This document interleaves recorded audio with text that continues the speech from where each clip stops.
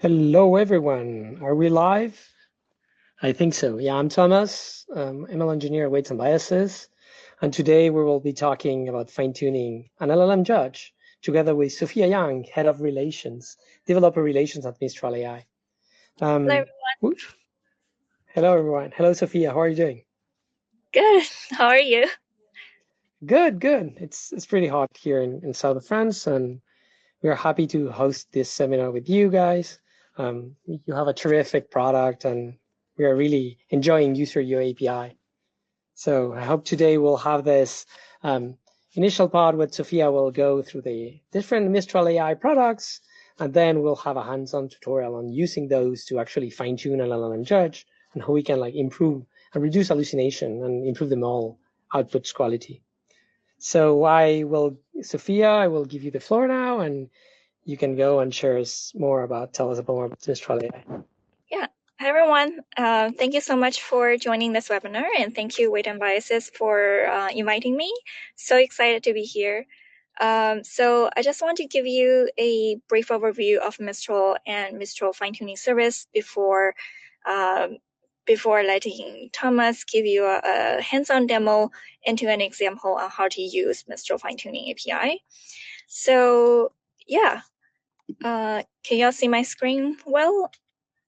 I hope so. So yeah, I hope you all know a little bit about Mistral, but for those of you who are not familiar with Mistral, we are a Paris team of 50 plus scientists and entrepreneurs. Our goal and our mission is to build the world's most efficient large language models and tools for developers and business all around the world. Our company was founded a little over a year ago in June 2023. And in September 2023, we released our first open source model, Mistral 7B. And in December 2023, we released our first Mistral Express model, Mistral AX7B, and both of them are open source, and we see a lot of love from the community. So yeah. And in February this year, we released 3 optimized models, Mistral Small, Mistral Large, and Mistral Embedding. We also released Le Chat, which is our conversational AI interface. You can chat with our models for free on chat.mistral.ai. Just need to log in and you can chat with our models. And in just a few months ago, we released the world's at the time most powerful open source model AX22B with amazing performance. And we also released customization options like fine-tuning API and fine-tuning code base. And we also released the first coding model, CodeStraw. And if you follow our Twitter accounts and LinkedIn accounts, we actually just released 2 models yesterday, Mistral for specifically targeting math tasks, and CodeStraw Mamba, which is a code generation model based on Mamba 2 architecture. Both are open source Apache 2.0 license. So hope you would give it a try and let us know if you have any feedback. Yeah, so today's topic is about Mistral fine-tuning.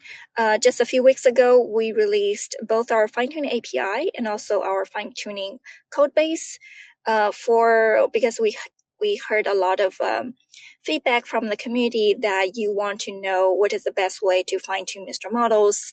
Is there a easy to use API service you could use? So we released our fine-tune API on the platform. If you don't have a GPU, you can just use our API directly, and it's super easy to use. Thomas will show you exactly how to use it in a little bit. And if you want to fine-tune your models, Mistral models, on your own infrastructure, we released the Mistral fine-tune code base for you to fine-tune our open source models. So you can check it out and see exactly how you can fine-tune our models. So what is fine-tuning? Just at a very high level, if you have a pre-trained base model, for example, Mistral 7B, and you want to fine-tune the model to your specific tasks, domains, you will need some dataset, fine-tuning dataset to start with. and then feed into some sort of fine-tuning algorithm. You can fine-tune the whole model weights. That will be very costly. Or you can do parameter efficient fine-tuning, such as LoRA, low rank adaptation fine-tuning, which you would just only need to fine-tune the weights of 2 smaller matrices that would approximate a bigger matrix. So that's a lot more efficient and cost-effective. And then afterwards, you'll get your fine-tuned model, which you can use for your specific task that based on the data set you provide. Like I mentioned, with Mistral, we use LoRA fine-tuning currently, an optimized version of LoRA fine-tuning with our API. So we compared the performance between LoRA fine-tuning and full weights fine-tuning. Our optimized LoRA fine-tuning is actually very efficient while having very similar performance than full-size fine-tuning for Mistral 7B and Mistral Small that we tested. So hopefully you can give it a try and see how performant it is to use our LoRA fine-tuning services. But before we talk more about fine-tuning, rule number 1 of fine-tuning is you should always start with prompting. Because prompting is really good, you can use and thought in context learning. If you give it some examples, it will give you better performance. You can ask prompting to do chain of thought, asking the prompt to think step by step to give you a better result, or you can do RAG to retrieve relevant information from a knowledge base and produce results relevant to the knowledge base. Prompting is better for fast prototyping, fast iteration. So yeah, always start with prompting, and it's like probably cheaper to do prototyping and iterate and define exactly what you're looking for. But when would you use fine-tuning, right? We're talking about fine-tuning in this webinar. Fine-tuning can be cheaper and faster and produce better performance, especially if you want to mimicking, especially if you want your smaller size model, for example, Mistral 7B, to mimicking the performance of a much larger model, for example, Mistral Large, right? You can ask Mistral Large to produce results to generate synthetic data and fine-tune your smaller model based on the generated data from Mistral Large.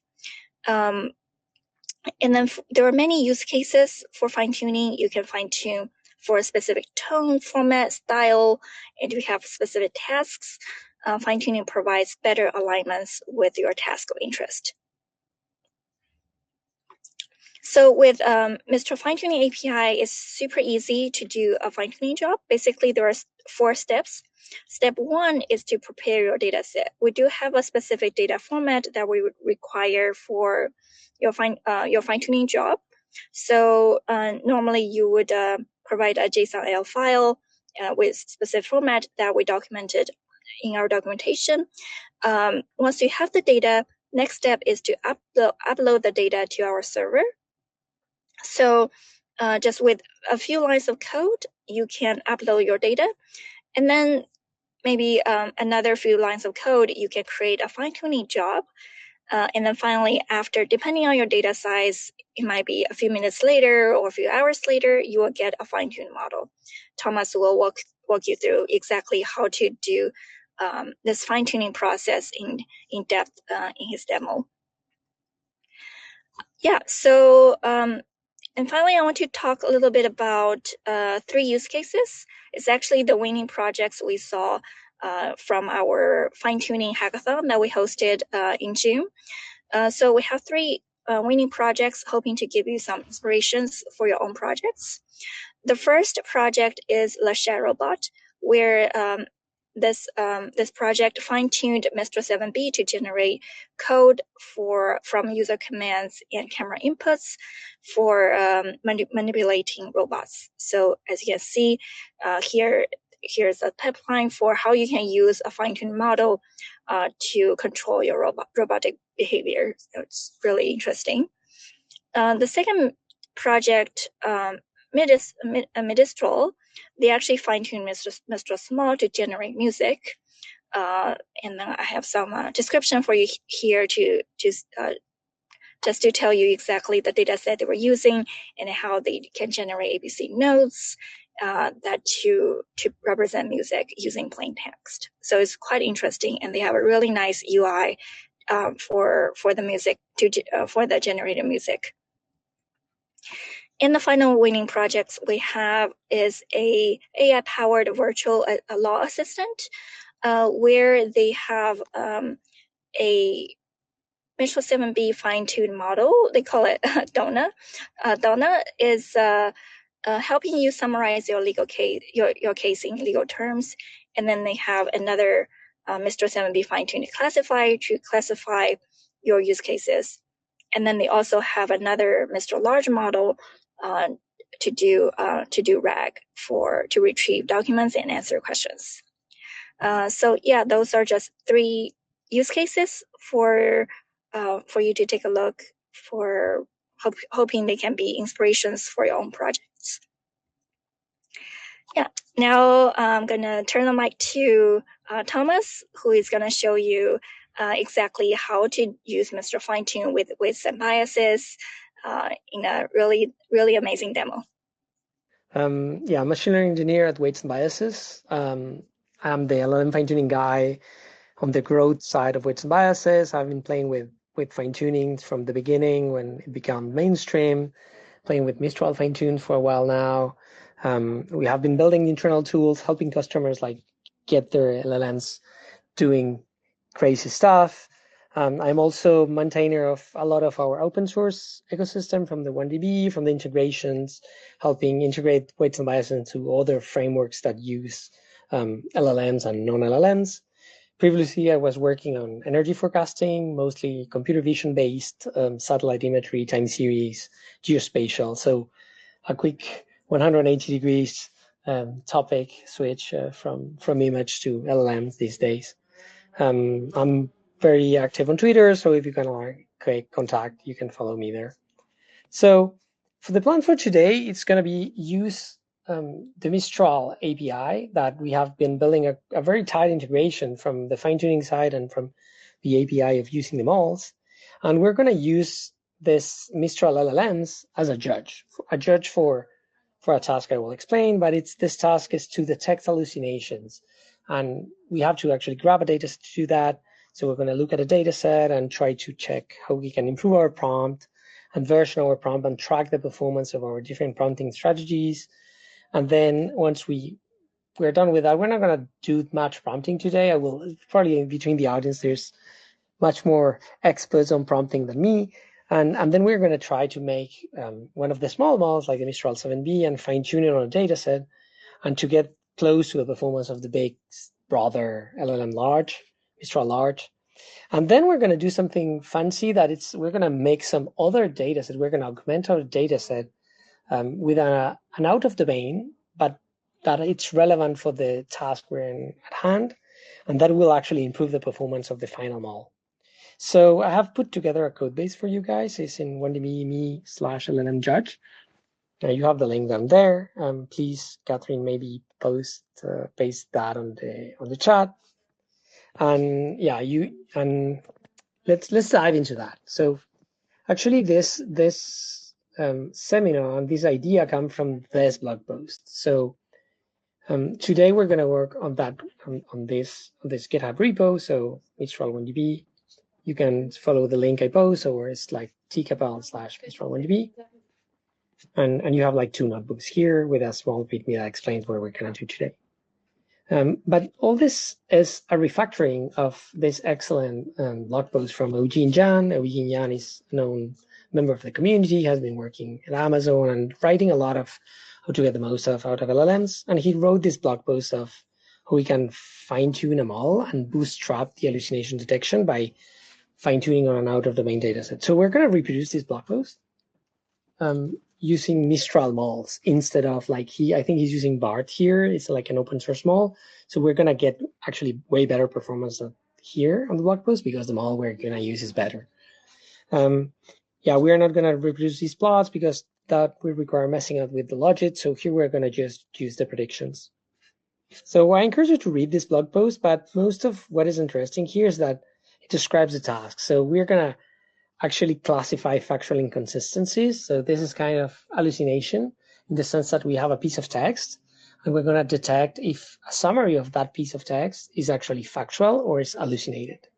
So we have this data set that has like, yeah, this premise or piece of text and then like hypothesis over that text. And yeah, as you can see, like John likes all fruits, John likes entailment. Apples, it's actually true. John eats apples daily, it's maybe, we don't know actually from the text. And John dislikes apples is actually in contradictions from the actual premise. So let's dive into the notebook. So you can open the notebook in Colab if you want, but you will need to do some setup like pasting your API keys for Mistral API or for weights and biases. Because today we're going to use a specific tool, but I will show you a tool before promoting the tool. So yeah, this is like the description of the data we're going to try to use. As you can see, these plots are very weird, but it's just showing you that like non-fine-tuned models has a hard time detecting between hallucination and not hallucination. So 50% precision. When you fine-tune on a data set that has this type of data, the model improves. And when you fine-tune on two steps, like before and like an out of domain, but like bootstrapping the model, and then fine-tuning on your specific data, the model gets really, really good. So we're going to do these 3 steps, like start with non-fine-tuned model, do some prompting maybe to improve that, then fine-tune on the data set we're at hand, and then like fine-tune on 2 stages, but we're going to cheat that, and we're going to explain to you about that, and we get a very strong model. So the notebook is very straightforward. It loads some data. So I have prepared for you the repo in a way that the data is actually pushed to the repo, so you don't need to run the pre-processing. But if you want to deep dive into how the data was prepared, I have like a notebook for you that is like a lot of pandas gymnastics, like filtering out, removing deduplication, most of like Eugene's code with some slight modifications to format the data in a way that Mistral API is going to love it. And we will not need to do any post-processing. So yeah, the data set has like multiple choices, and we're going to just check the current choice. And we're creating a data set that has like a summary, a chunk of text, a summary, a wrong premise, and a correct premise. So yeah, we're going to create that, and we're going to remove the neutral. So it's going to be like 0 and 1, like binary classification instead of like trinary classification. So you can check this notebook, like as you see, like a lot of pandas gymnastics, drop duplicates, and then creating like standard like train CSV, val CSV, and processing that to create the actual JSONs that we need for training, like JSON L files here. But if you don't want to read that, the files are actually there, and you can just download them from the repo. So yeah, let's get started. So first, we're gonna like load our Mistral site. So this is the way we use Mistral to interact with the Mistral models on the endpoint. We're going to use a chat completion API, and you have to create a chat message that's like a thin pydantic wrapper on top of that dictionary. So Mistral knows how to interpret your conversations. We're going to set up the data path, like that path here. We're going to limit our number of samples on the data set of how many validation samples we're going to use. You can put none if you want to use all the, I think it's like 180. But 100 seems like a round number that will give us accuracy and all the values as we like them. And we're going to put a project name. This is important because Mistral has tight integration with weights and biases, and we're going to want all the data of our fine-tuning and our experimentation with the APIs to live in a project that's organized. And then we're going to use Weave. Weave is our new tool that is made for you to trace your interactions with LLMs. You should be tracing your interactions with LLMs, like when you call a model on an API and then you put up maybe an app into production that use that API call, you need to keep traces of that, because if you don't do that, it's impossible to debug what's happening, what happened with the reply. Maybe it silently failed. Maybe it replies something that was not expected. So you should be keeping traces of whatever you do with your models.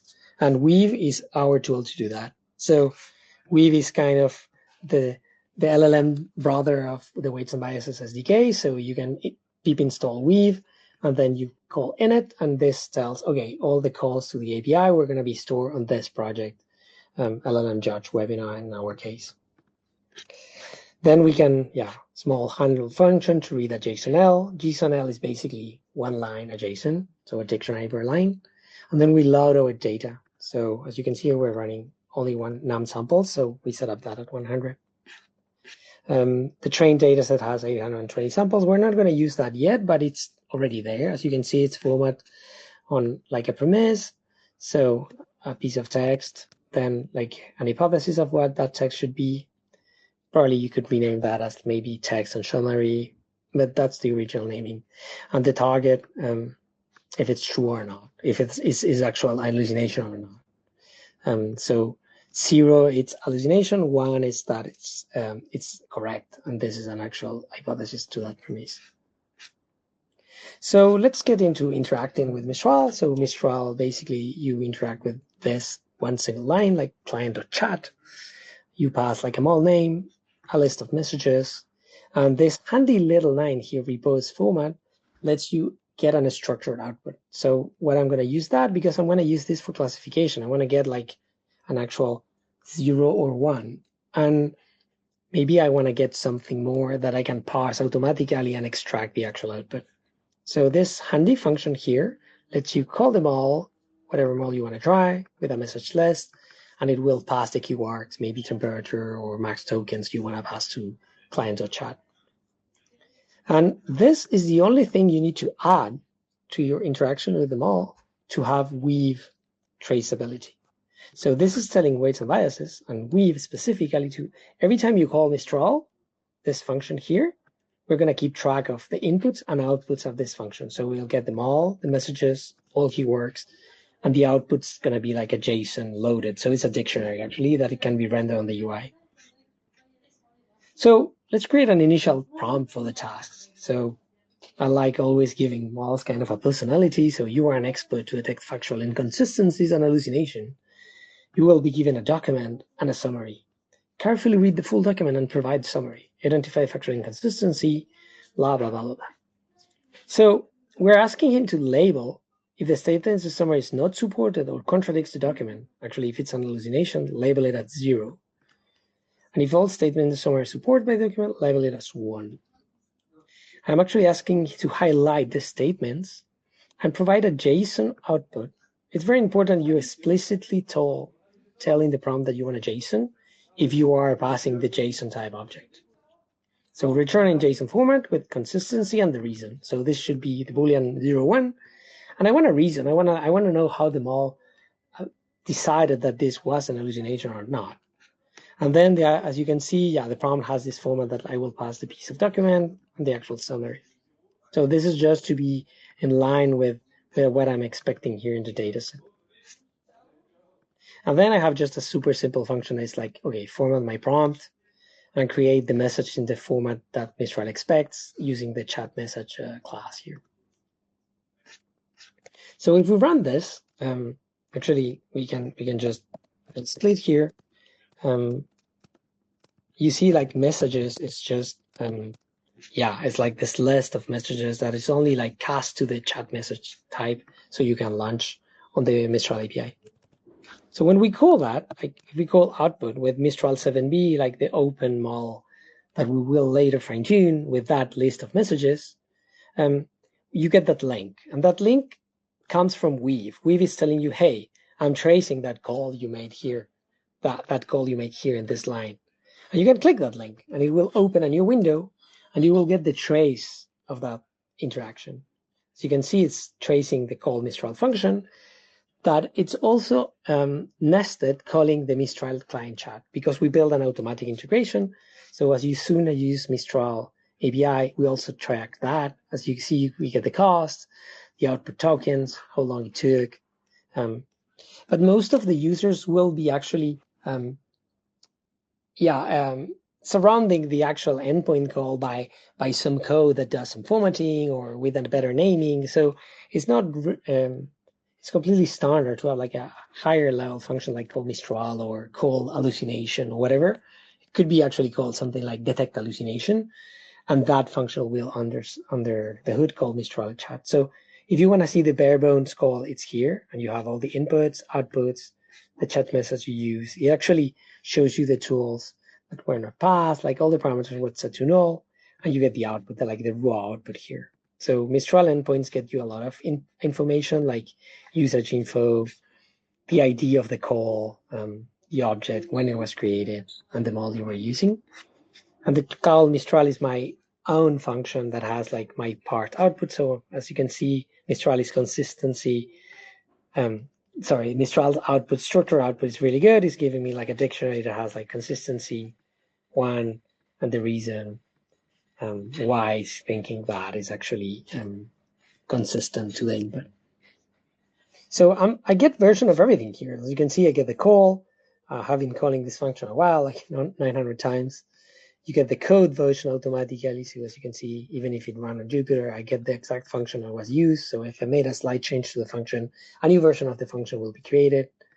You get a summary of this call, and you can use it. We're not going to dive on that, but you can actually pull that object, the Python object, and use it on a downstream task. So yeah, we can check the output. The output is structure, great, prediction, target is 1. Now what we're going to do is actually we're going to evaluate the performance of the pre-trained Mistral 7B with that prompt we created on the full validation dataset. So basically it's just running that call Mistral all over again, like a for loop against the evaluation dataset. But to do so and have like a more structured way of organizing my code, we're going to create something called a weave model. That is just a thin wrapper. It's just a pedantic model under the hood that lets us organize the code in a way that we can quickly swap, for instance, for a bigger model. Then if we can compare, we can maybe swap the prompt, maybe swap another parameter. We're going to play with the temperature a little bit, maybe.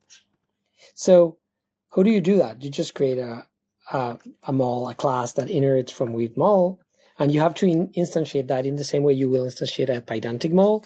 So yeah, we're going to define these 3 parameters. We're going to create an op that is create messages. We're going to reuse the same format prompt we created before. And we have to implement at least a call, forward, predict, generate, like a function that knows how to compute a row of the data set and output the actual metric we want to evaluate. So there's the full code you need to create like the Mistral 7B.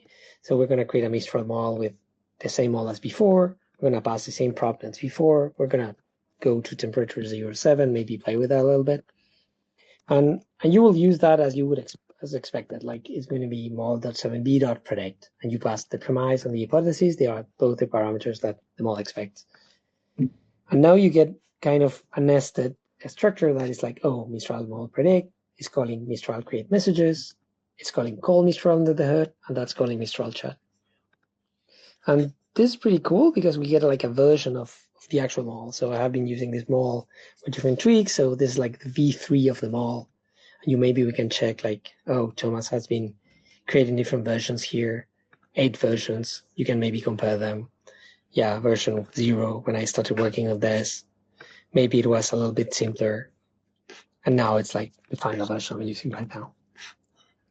Why I'm going to do that is because if we create a model, now we can run an eval against the model. So an eval is, you should be developing these apps with the eval in mind. Like if you are just changing prompts and like checking the vibes on 1 or 2 or 3 samples, that's not robust enough. You should have like an evaluation dataset that is good to reflect the performance on your task. In this case, we have the dataset that we pull, the validation dataset that has 100 samples. And we're going to run a metric against the predictions of them all and the target we expect on that dataset. So you could create like an accuracy, like well, output and target, like a simple accuracy like this, if the class is equal to the target. But we're going to actually create a full binary metrics. I'm not going to deep dive on this. We have a score function, a score class that helps you like organize metrics. Because some of these metrics cannot be computed instantly. Like accuracy is just accumulated in every step, but like if you want to have F1 score or true positive, true negative to compute precision and recall, you need to compute the full metric across the full evaluation dataset, and at the end you have to compute the metrics. So that's why we have like a summary and a score. Score is what we do by row, and summarize is what we do at the end when you have computed all the evaluation and get the full data set. So feel free to just copy paste this if you need a binary metric. We have a full example on our Weave documentation that has a metric on as it is the Weave ABI documentation, and we have a full example of how to create a metric for a multi-class classification problem. So this is easier, like it's just binary. So we're going to compute the F1 score, precision, recall, and of course accuracy. Why we do this? Because then we can define an evaluation. And once we have an evaluation, we pass a data set, in this case, validation data set, and a score. So we're going to pass accuracy and the F1 score. And once we have the evaluation, we can run evaluation against them all. And this is really cool because this function will asynchronously and in parallel execute all the calls to them all. If your API endpoint Mistral supports multiple calls at the same time, this will be really fast without defining any async code anywhere. So if I run this, this is going to be a little expensive maybe, but this is a 7B model. It's actually really cheap. So I encourage you to actually run this full notebook once and then modify it for your own needs. As you can see, like multiple calls are being evaluated at the same time. Yeah, 100 samples. So it's going to be very fast. Like I think it takes like maybe a couple of seconds, like 70 already done, 84, 99, we're done. Evaluation is done. So we have computed the full evaluation dataset, 100 sample of the evaluation dataset, again, the 7B with the prompt we created. And we get like this summary here. Yeah, it's very bare bones, but if you're in a terminal, maybe it's better. But you can actually click the same link we get before. We get one link instead of like 100 links for every call. And we get this evaluation object. So in the UI, when you see this left side, Weave has this. Before there, we were in traces. So traces like the row calls to the malls. But now we get to the evaluations. Evaluations are every time you call evaluate, you get a new evaluation. So this is the last evaluation we ran here. So as you can see, we got 63% accuracy. True count 63 over 100, so 63% accuracy. Almost 60% F1, precision 65, recall 54. It took 1 minute. 63,000 tokens, 40 baht, 40 cents. I would say it's pretty reasonable to run a like initial benchmark evaluation. And you can click on the evaluation, and now you can explore like individual samples. If you click here, you have like every single sample, and the target, the consistency. So as you can see, this is one we got wrong here, and you can see the individual metrics, correct, negative, maybe deep dive on that one. You can see the actual calls that happen here, and the mall latency, the mall output here, consistency, and maybe we should read some of the reasons. Maybe the mall could be prompt better. So one thing I noticed that helps you make these malls a little bit better on these type of tasks, maybe Sophia can say something about, is that instead of just passing like a simple prompt, you can pass like a chat. So you can fake the answer the mall will give you.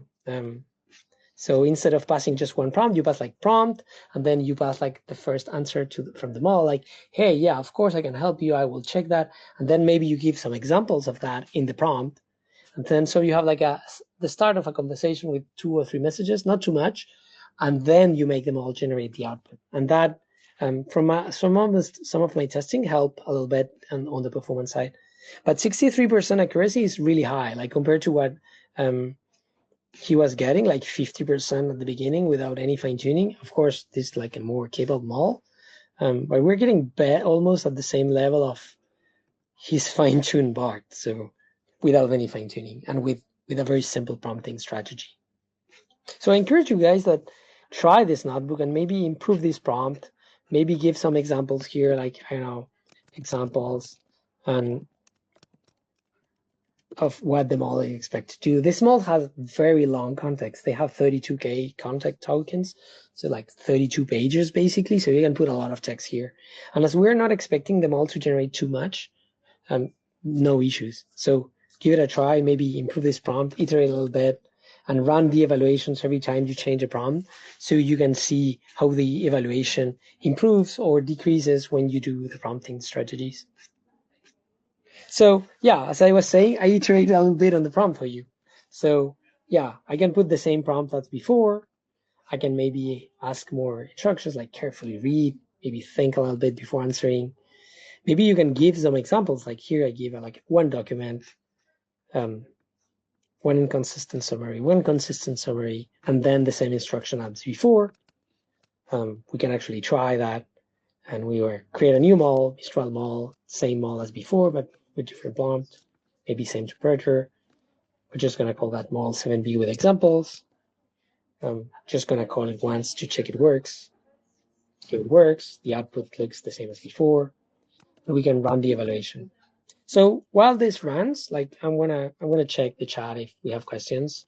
Yeah, I think the like in-shot prompting is definitely beneficial when you provide examples in the prompts. Yeah, like if I've what I normally like to do is I like structured output. So we provide JSON mode. If you want to have more structured output, I highly recommend using our JSON mode, and even given a JSON schema in the prompt, it will follow the JSON schema. Okay. Oh yeah. I suppose when the output is more complex, like a schema.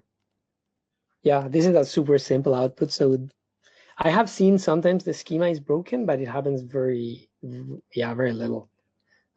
So even if we're like asking JSON mode here and the schema is very simple, like it appears to not break that much, and we get consistent dictionaries. I'm impressed by the consistency and the quality of JSON output on a 7B mall like this. And actually, I'm actually more impressed, but we will maybe tackle that after that. Even after fine tuning, the JSON output is always perfect. Like I always expect maybe that we will break some of that, but no, it's still there. So yeah, the evaluation ran here. So I think it's done. Yeah. So this kind of more powerful prompting with one example get us like, let's check the evaluation here. It's actually worst. Maybe one example is maybe not good enough. Maybe we're kind of polluting. I don't know, like this maybe requires more digging, but as you can see, like the accuracy is lower, like, and the F1 score is way lower than with the simpler prompt we gave at the beginning. Maybe the evaluation dataset is not big enough to actually capture all this, but I suppose 100 is reasonable. If you have like 1,000 annotated examples, you are not going to like sacrifice more than 10% of that. You're going to keep 90% for fine tuning or something like that. So yeah, I encourage you people like try this and maybe beat my prompting. I'm not that good at prompting, so maybe there's a bug here. So yeah, this is a bigger prompt. But the accuracy of the evaluation on this task is worst. This is a pretty hard task. Like, if you go through the data set here and check some of the examples, these are hard. Like, if you see the inputs and outputs you are giving here, these are hard. Like the example here for me is hot lava, whatever, and then like you read the actual hypothesis is really hard to actually see if that is correct or not from a non-native English speaker like me. I'm sometimes having a hard time. So probably fine tuning is gonna get us a better model of this. So let's continue. So as a baseline, now we try the smallest possible Mistral model. Like how does like the largest model fare? So the best and the most powerful Mistral model right now is Mistral Large latest. It's on par with GPT-4 performance. It's very good. It's actually really fast, and it's considerably cheaper than their counterparts. So I encourage you to try it when you want to have like a really high quality benchmark. But it's still way more expensive than using the 7B. So that's where we're going to use one run of the evaluation here and get a score on the large model. And we're going to try to close that gap using the 7B with fine tuning. maybe we'll make it, maybe not. As you can see, the inference on the Mistral Large is really fast. We're doing like hundreds of requests, tens of requests per second. Oh, yeah, as you can see, we got like an error on the JSON decoder, like first we get today. So it's gonna just dump that line, and we're gonna still get true count 77. So we got like 77%. So it's way better than both of my promptings. And yeah, it's a better model, has better reasoning capabilities, and that's pretty cool. So we can actually, I went on holidays for a couple of days now. Like I'm actually on the, I came back for this webinar, and I'm surprised that like now when you click the evaluations here, let's click on evaluations. This is the latest one. Where's my last evaluation here? Yeah, there it is, 77 through count here. And now we have this ticking boxes, and we can actually, this is the best model we got, like the 73%.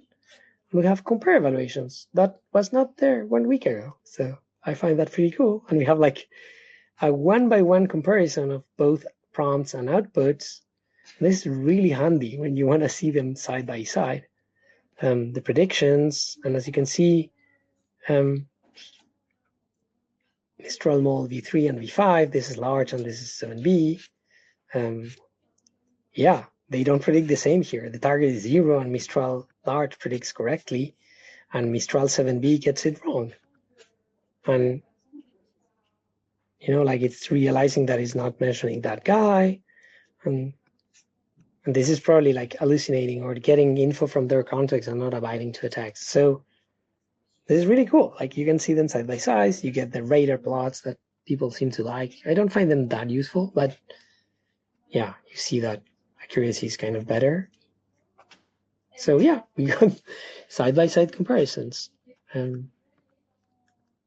So yeah, large is considerably better than from 7B. So can we close the gap with 7B? So we have to slightly adjust the prompt to fine-tuning because in the fine-tuning, the prompt has the label. Like we're gonna pass, the model needs to see the target to optimize to. So this is fine-tuning LLM is just actually continuing pre-training. It's not that different in the sense that it's the same target function. It's still cross-entropy, and we are doing still like next token prediction, just penalizing heavier on the output and the input. So to fine-tune, we actually are creating a specific fine-tuning prompt. We actually could try. I didn't try, but you could create a very minimalistic prompt because we are kind of injecting the prompt content inside the model fine-tuning. So we should not need to repeat the instruction every time. But I have seen that for this smaller data set that would have less than 1,000 samples, this still seems to help. We're going to still ask for a JSON output. We're going to give the premise hypothesis. And we are going to actually add the answer, like JSON schema with labels. So we need to, it took me a little bit to figure out, but if we're going to fine-tune to actually output JSON, you need to pass a JSON output. Makes sense. So the difference you need to take into account is that, you need to pass a dictionary instead of a chat message. That's what it expects when you create the data set and you upload that as a job to fine-tuning API. So we're going to format the prompt. So you have formatting prompt looks like this. And so the formatted prompt looks like this. So you have like the churns and role content. And then you have the assistant that should, you pre-fill the assistant output. So this is the target. And you expect consistency to be 0 here. We are not asking for a reason anymore.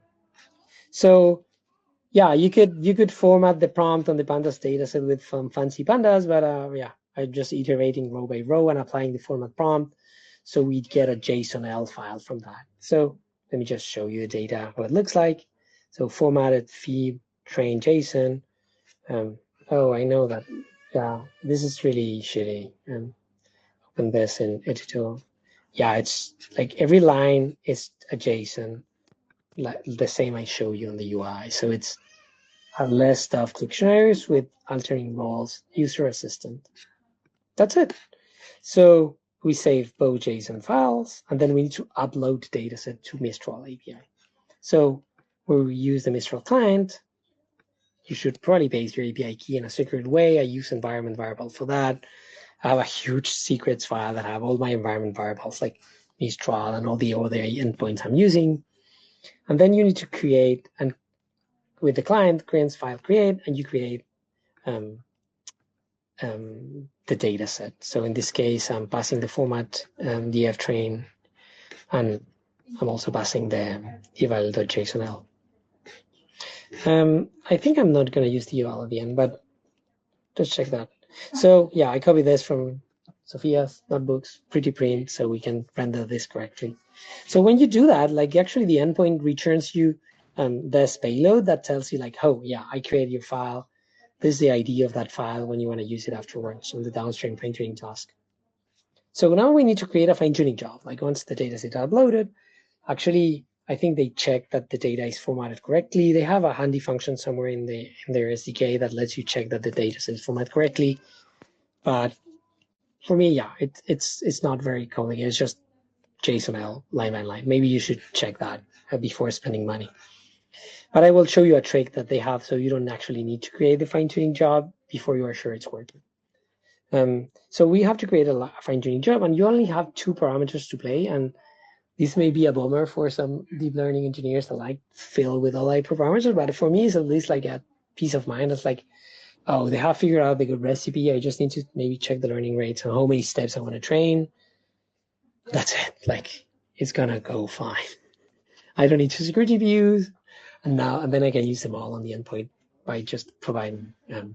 So they have this try run true that lets you like check the estimated cost without doing any training, and you have to set up the training steps. And they have like a math calculation rule of thumb that you, it's not exactly epochs or not.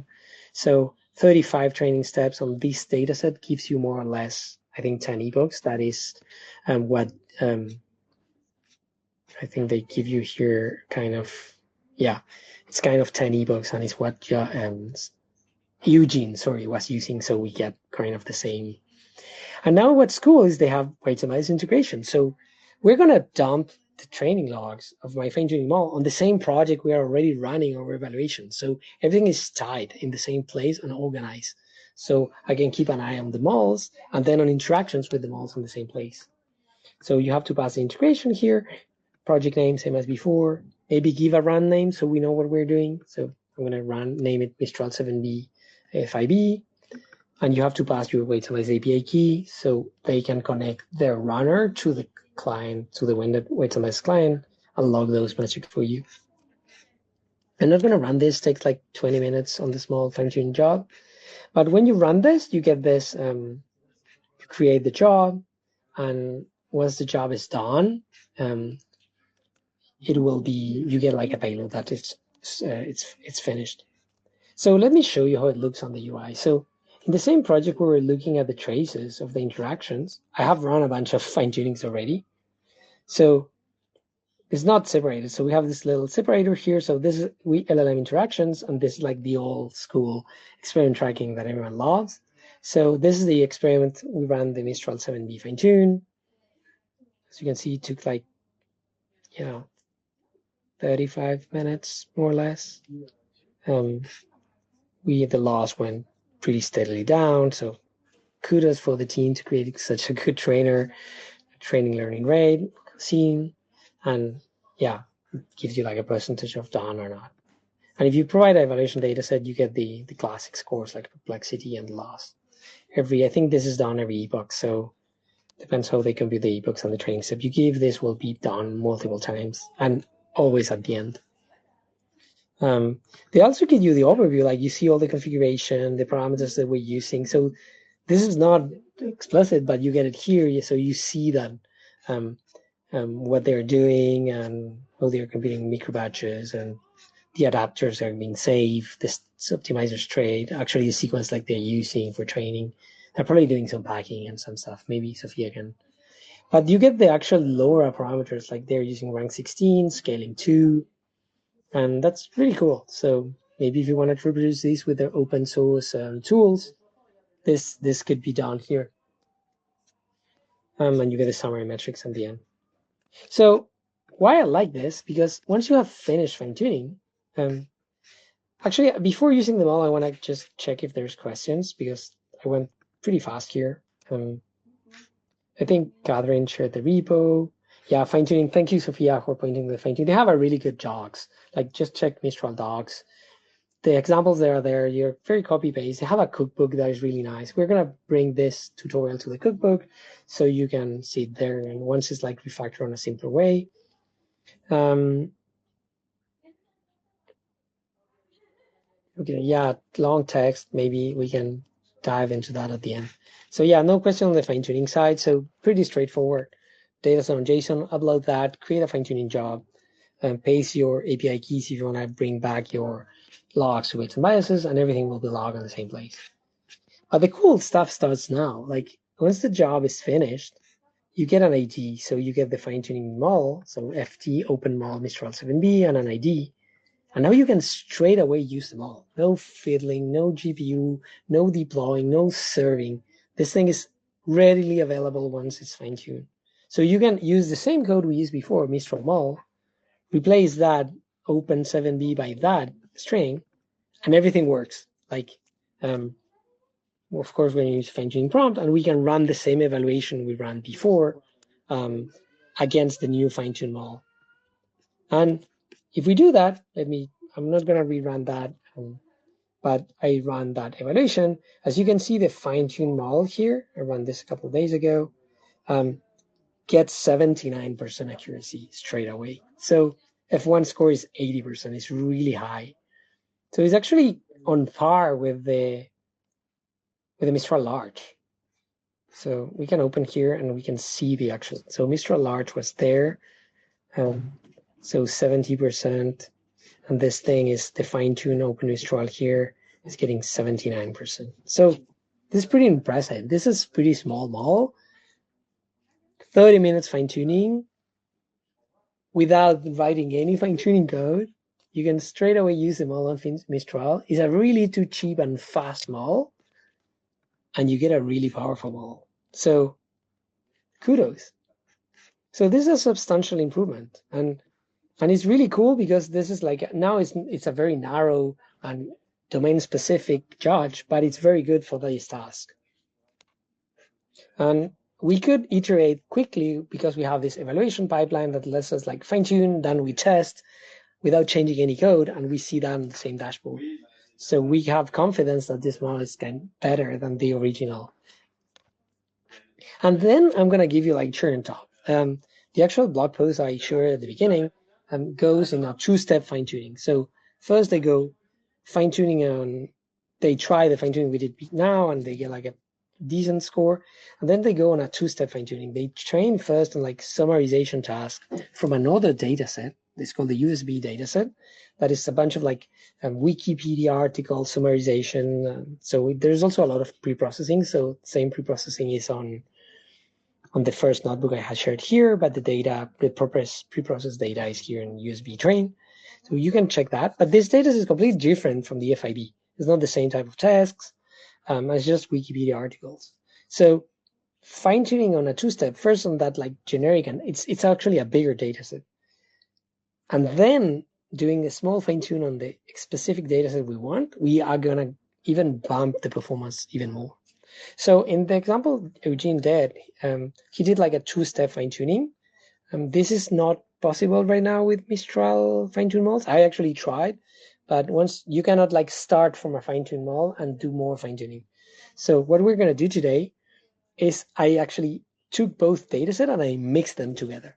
So I got a bigger dataset, and that kind of gets you the same idea. I'm actually interested in this topic, like when you do multiple stage fine-tuning with LoRa's, should you like reuse the same LoRa or create a new LoRa, or maybe merge the LoRa before creating the new LoRa? So this is not for this talk, and it's like more specific, and it's very like playing with a lot of details. Here's what we're going to do is way more simpler. We take both dataset, the USB trace and jail, and we're now going to upload that to the DS train to Mistral API. Same as before. We take the training dataset from USB and we create a new file on the Mistral AI we upload that to the Mistral AI. And we don't need to do any fancy stuff like mixing and how we're going to mix them. No, it doesn't. You don't need to do any of that. Just pass now the list of data sets. So before we had like the original DS train, we now add the new data set we put here. And Mistral is going to shuffle that for us. And it's going to like recalculate everything for us. And we're going to train. So now we have a bigger data set. So we need to train kind of for more steps to get the same epoch count as Eugene was getting, like 10 epochs. And we're going to get a new Mistral 7B fine-tune model. So same as before, you create a job, you pass now 2 data sets. So it's the exact same code as before. We launch the created fine-tuning job. And once the model has fine-tuned, you get the fine-tuning model ID, and you can start using it right away. I love that.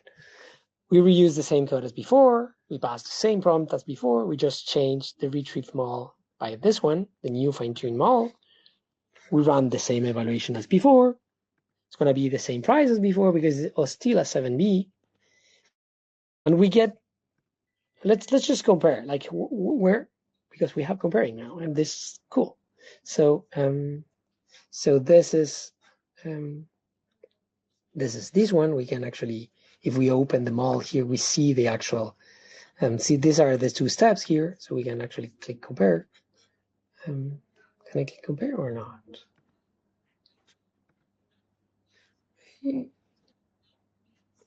Oh no, because I'm in traces. I'm going to need to go to evaluations here.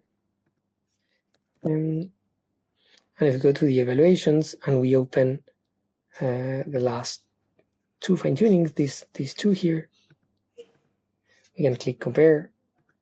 You can see, yeah, the accuracy went up a little bit. Both are fine-tuned models, so this is the original one, and this is like the second one. Let's just check the hash 4228. I think, yeah, it's the one I'm showing you here. And then like you can compare them. So you can see, you can compare them side by side, example by example. So actually in a small evaluation data set, you should probably check this by hand before deploying them all. So as you can see, the first example, the new model is actually failing on the first example that the first model was getting correct. As you can see here, it's predicting 0,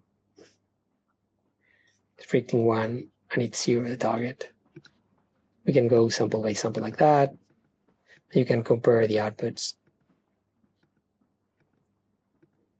So yeah, this is, you got like a whirlwind tour of how to use Mistral models, how to keep track of the interactions with your models, how to create like a good practice, evaluation-driven development of your model and your data sets, and how you can fine-tune a cheap model to get pretty high on performance, and maybe you could replace some expensive calls. So you have different models for different tasks. You have cheap models that may be fine-tunable for different tasks, and then you have the big models. Maybe you could create like another step of judging that you could tap into Mistral Large, and that would be like a next step evaluation that you don't run that often. But a cheap evaluation like this one, you could run it every time you change a prompt, every time you release a new version of your code. So I hope you like it. I don't know if there's more questions that I can take right now. I don't think there's more questions. But give it a try. We have been actively working on improving Weave. So that's the tool I have been using on my regular basis. Is for me, the best description I have is it's like print without guilt. Like it's adding print statements all over your code without the guilt, because you are tracing the inputs and outputs. So you know exactly what's happening between the interactions, the pieces of code that Python may be computing some regular expressions. And yeah, most of the LLM based apps these days are way more complex than just like one LLM call and we're done. They're doing preprocessing, fetching files, RAG, maybe compressing some stuff, maybe calling a bigger model, then summarizing, maybe then calling a fine-tune model. So it has like tons of steps, and keeping track of all those interactions could be costly and could be really hard to do. And printing on terminal is sometimes not enough. So give it a try. This project is public. You can actually go into the LLM Judge webinar, and the project is here. So you have both of the fine-tuning runs here. And if you go to traces, you have all the experiments I have been doing evaluating these models. You have the actual evaluations here. You have all the versions of the models. So we're on version 7 because, I did a bunch of changes during development. You can see the 8 versions here. Maybe you can check that. And you have all the traces, like the row traces, all the functions you were calling. And there's plenty of those here. So I think this concludes our webinar. This will be available to rewatch later. I think it will be on our social media, and feel free to try. And happy end of the day, beginning of the day, where you are. I know we have people in Asia that is very late. Thank you very much.